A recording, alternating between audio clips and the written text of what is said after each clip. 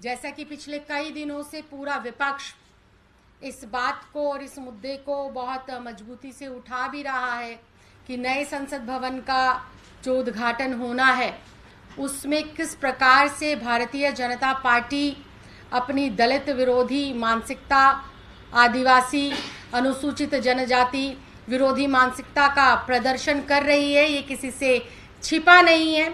और हर बार ये देखा जाता है भारतीय जनता पार्टी द्वारा शासित राज्यों के अंदर भी किस प्रकार से दलितों के ऊपर, आदिवासियों के ऊपर आए दिन अत्याचार होते हैं और भारतीय जनता पार्टी की उन राज्यों में जो सरकारें हैं वो किस प्रकार से मूक बधिर होकर बैठी रहती हैं। और अब तो हद ही हो गई है अपनी दलित विरोधी मानसिकता का प्रदर्शन करने में, जो कि देश के सर्वोच्च पद पर बैठे हुए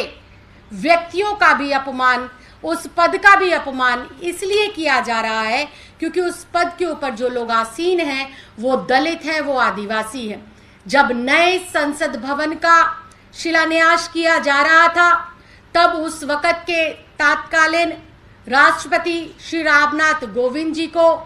निमंत्रण नहीं दिया गया था, इस बात को दर्शाते हुए कि किसी भी प्रकार के पूजा पाठ में, किसी भी प्रकार के विधि विधान में या शुभ कार्यों में दलितों का उपस्थित होना इन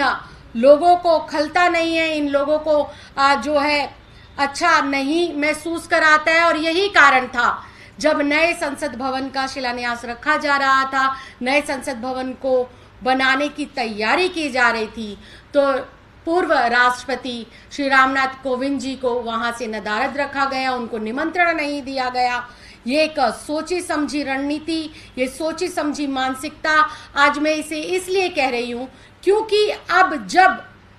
उस नए संसद भवन का उद्घाटन होना है, उस नए संसद भवन को का लोकार्पण होना है, उस संसद भवन को जब जनता के लिए और नए सांसदों के लिए खोला जाना है, तब भी मौजूदा जो हमारी राष्ट्रपति हैं, जो आदिवासी समाज से आती हैं, उनको निमंत्रण ना देना, उनके द्वारा उनके कर कमलों से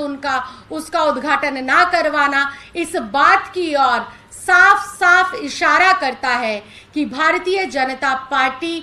सिर्फ और सिर्फ दलित समाज के लोगों को, अनुसूचित जनजाति के लोगों को, आदिवासी समाज के लोगों को सिर्फ और सिर्फ एक वोट बैंक समझती है, वोट बैंक के लिए इनको पदों पर आसीन रखती है। लेकिन जब बड़े बड़े उद्घाटन होने चाहिए, जहां पर उनकी मौजूदगी कानून के तौर पर, संविधान के तौर पर और योग्यता और पद के हिसाब से उपस्थिति उनकी महत्वपूर्ण होनी चाहिए, तब उनको वहां पर नज़रअंदाज किया जाता है, बुलाया नहीं जाता है।